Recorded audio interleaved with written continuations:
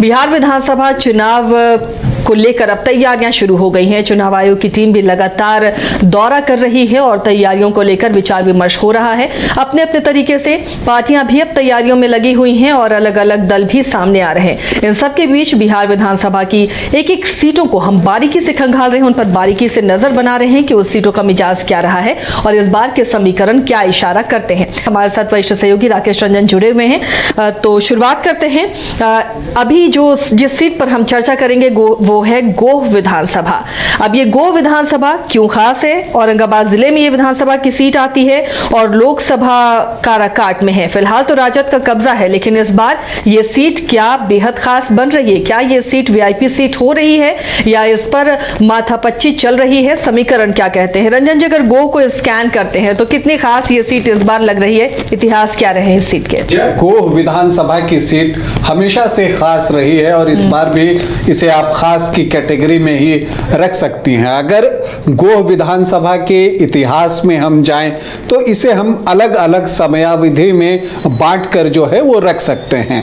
जब शुरुआत में बात करते हैं तो एक 1951 से 1972 का वक्त था जब कांग्रेस और सोशलिस्ट पार्टियों के बीच में मुकाबला जो है यहाँ पर होता था, जिसमें ज्यादातर समय कांग्रेस जो है वो बाजी मार लेती थी।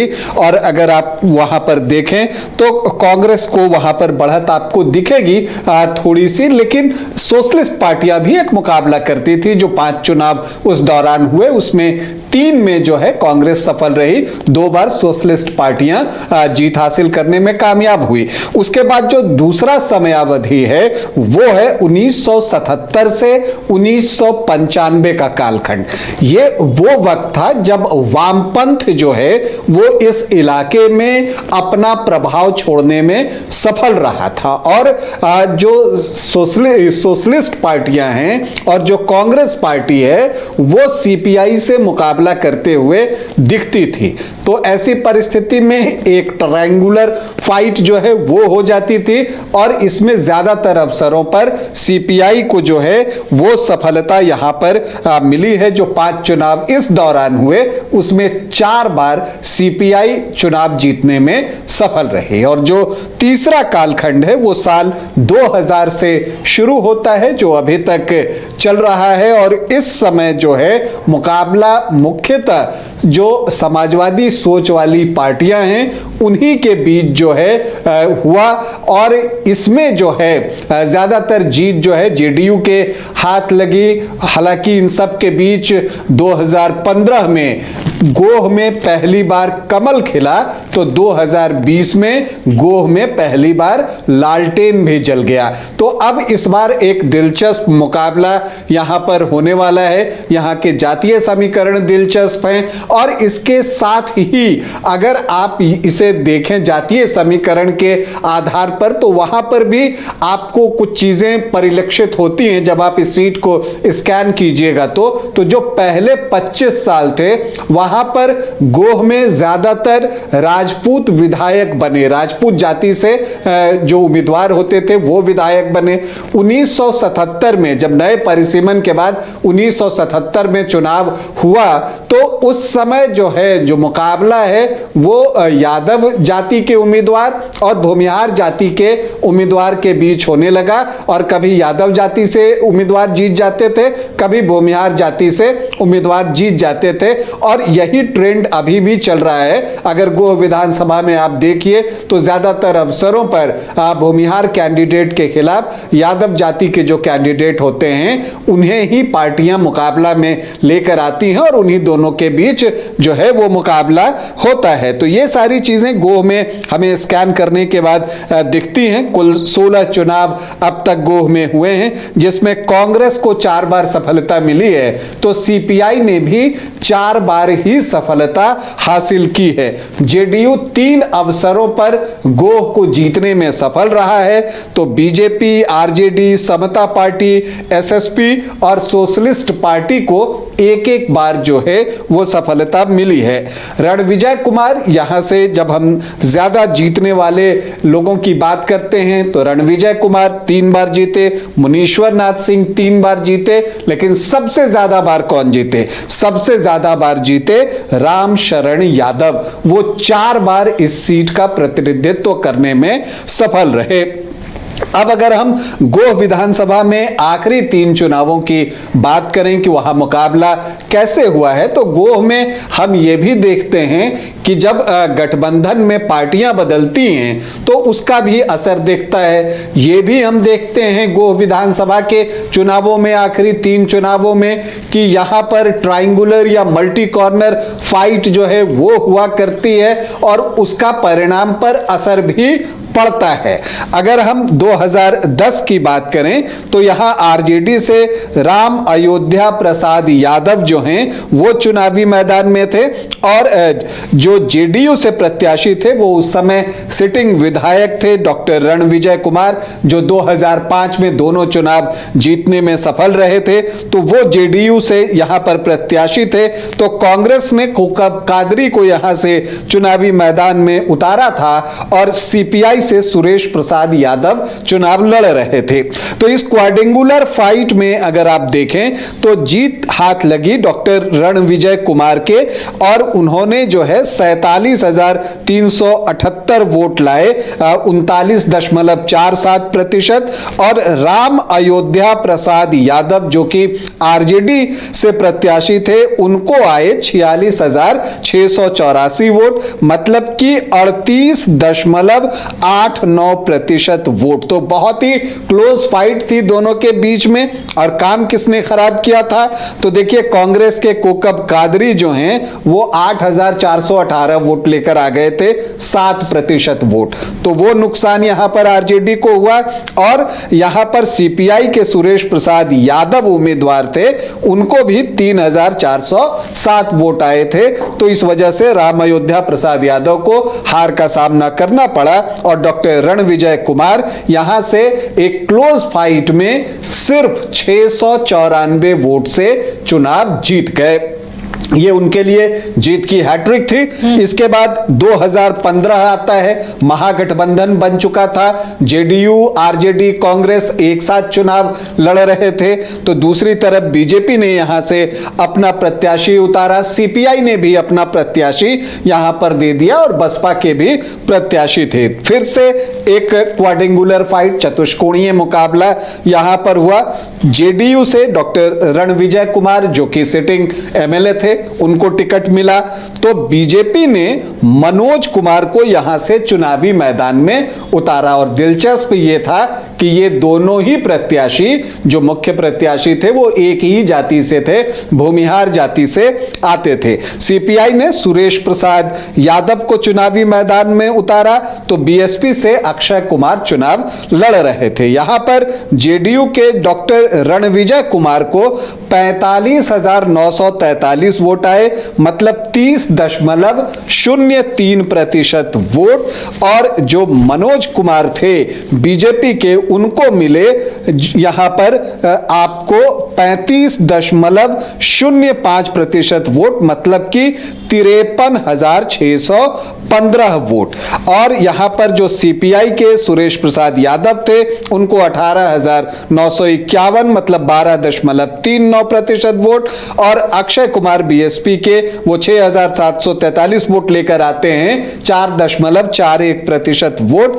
तो यहां पर मनोज कुमार जो हैं 53,615 वोटों के साथ चुनाव जीतते हैं, क्योंकि जो यहां पर डॉक्टर रणविजय कुमार थे उनको 45,943 वोट ही आए थे। तो जीत मिली मनोज कुमार को 7,672 वोटों की। तो पहली बार गोह में कमल खिला था।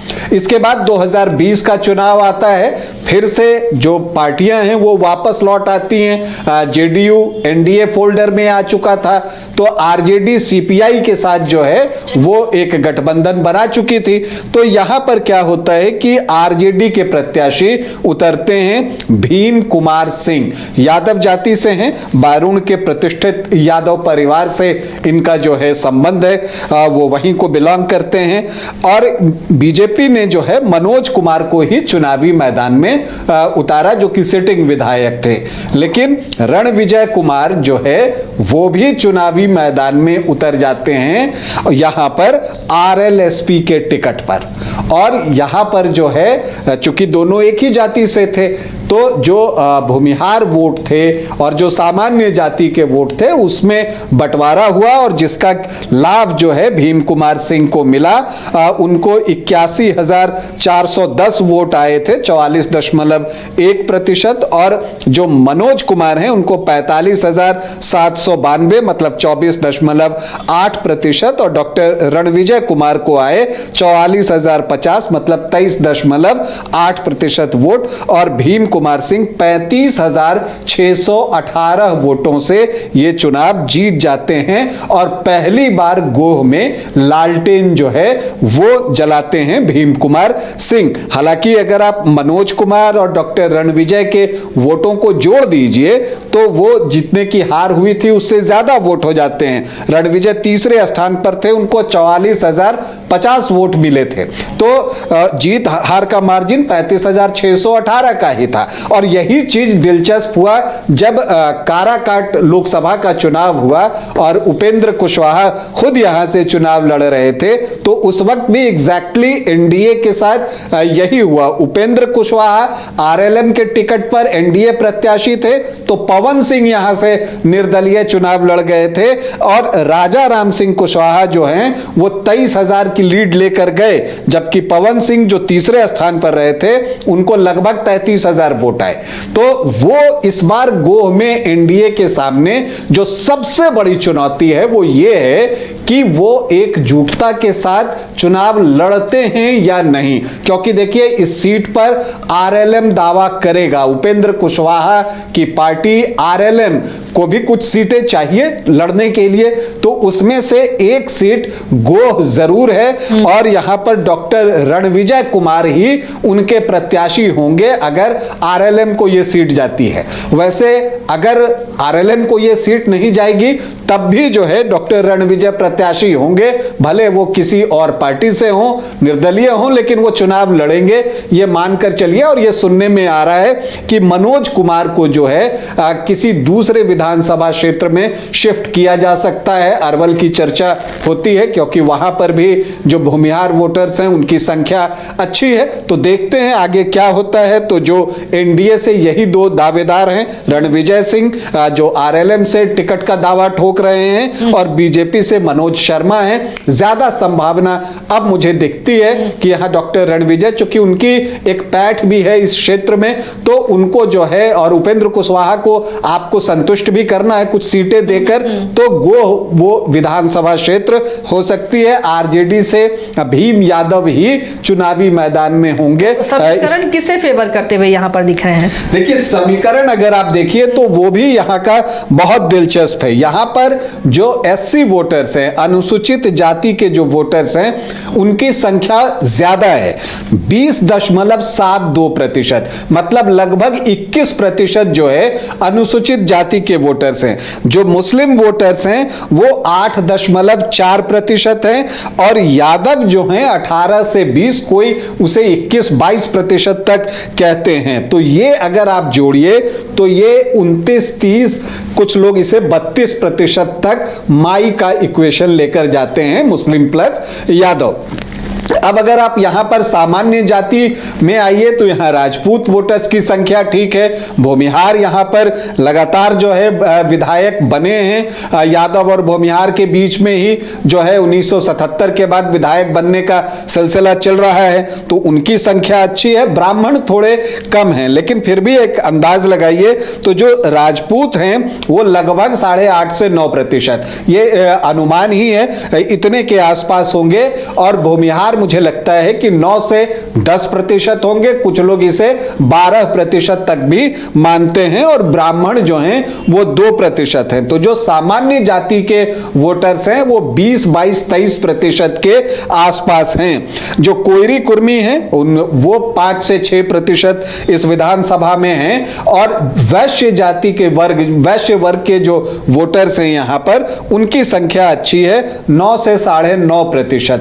तो ये जो आंकड़ा आंकड़ा है वो 34 से 36-37% के आसपास पहुंचता है। तो एमओआई जो है वो 29-30% के आसपास है। 34 से 36% जो एनडीए का परंपरागत वोट है वो दिखता है। अब अगर इसमें बंटवारा हुआ जैसे पिछली बार हुआ तो यहां पर एनडीए पिछड़ जाता है, और जब यह बंटवारा नहीं होता है तो आपने देखा कि यहां पर एनडीए जेडीयू लगातार जीत हासिल करता रहा।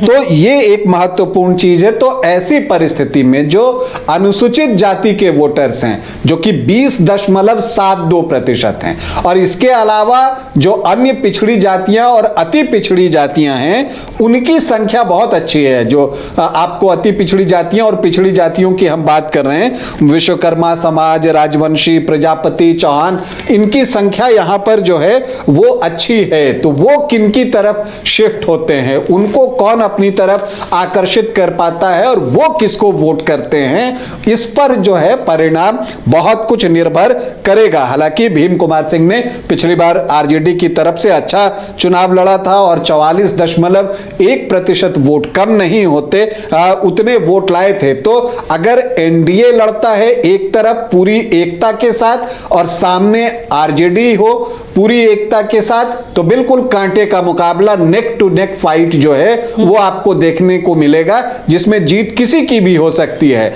और अगर किसी भी गठबंधन में कोई कंफ्यूजन हुआ, एक से ज्यादा प्रत्याशी बागी कोई भी उतर गए, तो जिस तरफ से उतर गए उसका खेल खराब कर देंगे। तो एनडीए की कोशिश यही है कि इस बार जो है एका करके चुनाव लड़ा जाए, कांटे का मुकाबला होगा। अगर ऐसा नहीं हुआ तो फिर आरजेडी को एज मिलेगा। बिल्कुल। और इस बार जो सीन बनता हुआ नजर आ रहा है, जो राजनीति समझ में आ रही है बिहार की, कांटे का मुकाबला दोनों खेमों के बीच होने वाला है। तो एक एक सीट महत्वपूर्ण है और कोई भी सीट को बहुत सोच समझ के पार्टियां आपस में बंटवारा करेंगी, कैंडिडेट देंगी ताकि कोई भी सीट लूज ना हो।